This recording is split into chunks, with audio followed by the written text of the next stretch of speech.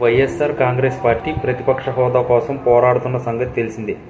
తనను ప్రతిపక్ష నాయకుడిగా గుర్తించాలని, అప్పుడే తనను ముఖ్యమంత్రితో సమానంగా మాట్లాడే అవకాశం కలుగుతుందని వైసీపీ అధినేత జగన్ పదే పదే చెబుతున్నారు.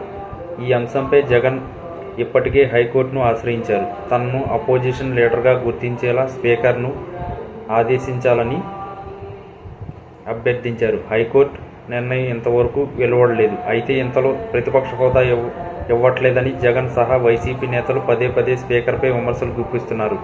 ఈ నేపథ్యంలో స్పీకర్ అయ్యన్న పాత్రుడు అసెంబ్లీలో జగన్కు ప్రతిపక్ష హోదాపై రూలింగ్ ఇచ్చారు. ఈ మధ్య జగన్ మీడియా సమావేశం పెట్టినప్పుడు ప్రతిపక్ష హోదా ఇస్తేనే తనకు ఎక్కువ మాట్లాడే సమయం వస్తుందని, అంత సమయం ఇవ్వకపోతే ఇన్ని విషయాలు ఎలా మాట్లాడతారని చెప్పారు. అంతేకాదు, ప్రతిపక్ష హోదాపై హైకోర్టుకు స్పీకర్ సమాధానం చెప్పాల్సిన డిమాండ్ చెప్పారు. ఇదే కారణంలో వైసీపీ ఎమ్మెల్యేలు అసెంబ్లీకి హాజరు కావట్లేదు. జగన్ను ప్రతిపక్ష నేతగా గుర్తిస్తేనే హాజరవుతానని స్పష్టం చేస్తున్నారు. శాసన మండలికి మాత్రమే వైసీపీ ఎమ్మెల్సీలు హాజరవుతున్నారు. ప్రతిపక్ష హోదా రావాలంటే కనీసం 10% సభ్యులుండాలని అధికార కూటమి పదే పదే చెబుతున్నా వైసీపీ వినిపించుకోవటం లేదు. ప్రతిపక్ష హోదాపై పూర్తి క్లారిటీ ఇవ్వాలని స్పీకర్ అయ్యన్న పాత్రుడు భావించారు. అందుకే అసెంబ్లీ ప్రారంభం కాగానే జగన్కు ప్రతిపక్ష హోదాపై అంశంపై రూలింగ్ ఇచ్చారు.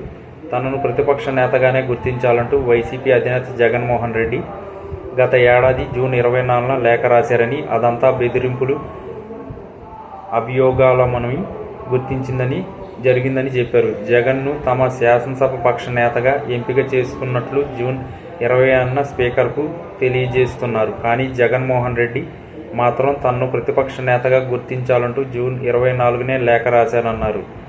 శాసనసభ పక్ష నాయకుడిగా ఎన్నిక కాకముందే ప్రతిపక్ష హోదా ఇవ్వడం సాధ్యమా అని ప్రశ్నించారు. పైగా ఆ లేఖలో తనకు ప్రతిపక్ష హోదా ఇవ్వాలనే అభ్యర్థనే లేదన్నారు.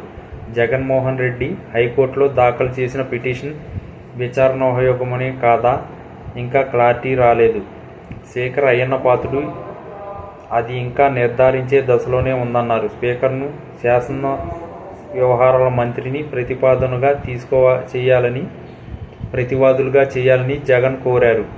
అయితే అడ్వకేట్ జనరల్ వారిద్దరిని మినహాయించాలని కోరడంతో హైకోర్టు ఏకీభవించిందన్నారు. హైకోర్టు దీనిపై తీర్పు ఇచ్చే వరకు వెయిట్ చేద్దామనుకున్నానని, అయితే జగన్మోహన్ రెడ్డి సహా వైసీపీ నేతలు చేస్తున్న కామెంట్స్ తన దృష్టికి వచ్చాయన్నారు. హైకోర్టు సమన్లు జారీ చేసిందని, ఉత్తర్వులు జారీ చేయాలని స్పీకర్ను ఆదేశించిందని చెప్పినట్లు మాట్లాడుతున్నారని చెప్పారు. అయితే జగన్ పిటిషన్ విచారణయోగ్యమో కాదో ఇంకా నిర్ధారణే కాలేదని, అట్లాంటప్పుడు హైకోర్టు నుంచి ఇట్లాంటి ఉత్తర్వులు ఎలా వస్తాయని స్పీకర్ ప్రశ్నించారు.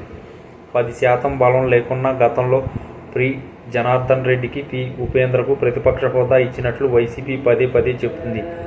అది సూత్రధూరమని స్పీకర్ వివరించారు. వాళ్లకు ఆయా పార్టీలు శాసనసభ పక్ష నేతగా మాత్రమే గుర్తించారన్నారు. కేసీఆర్ హయాంలో తెలంగాణలో కూడా కాంగ్రెస్ పార్టీకి 10% బలం లేకుండా పోయినా వెంటనే ప్రతిపక్ష హోదాను రద్దు చేసిన విషయాన్ని అయ్యన్న పాత్రుడు గుర్తు చేశారు. ఇలాంటి అసత్య ప్రచారాలతో స్పీకర్కు దురుద్దేశాలను ఆపాదిస్తున్నారని, ఇది సభ హక్కులు ఉల్లంఘించిన కిందకి వస్తుందని హెచ్చరించారు. అయితే జగన్ ఇప్పటి వరకు చేసిన అసత్య ప్రచారాన్ని సంధిపేలనగా పరిగణించి క్షమిస్తున్నానని చెప్పారు.